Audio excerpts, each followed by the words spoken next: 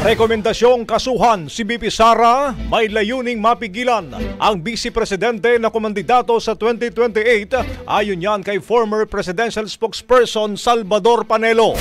Target tanggalin sa pampanguluhan sa 2028 si Vice President Sara. Ito ang sinabi ni former presidential spokesperson Sal Panelo kasunod rin ng maging rekomendasyon ng National Bureau of Investigation na kasuhan si Duterte ng inciting to sedition at grave threat sa charges. Sa panayam naman ng Brigada News FM Manila, kay Salvador Panelo, maring kini-question ito kung paano nagkaroon ng sedition at grave threat. Naniniwala siyang may bahid lang talaga ng politika ang sunod-sunod na mga ginagawang hakbang laban sa pangalawang Pangulo.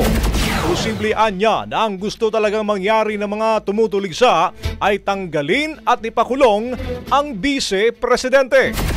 Sabi ko nga sa aking payag, yan ay may bahid politika. Kasama na siya doon sa kanilang layunin, mga kalaban sa politika, na tanggalin siya sa Panguluhan bilang kandidato sa 2028. Wala namang ibang dahilan eh. Kaya sunod-sunod, so, nag-file sila ng impeachment, kaya naman demanda, either gusto nila pakulong yan, tanggalin at ikulong para wala na silang kalaban sa 2028. Yun lang yun.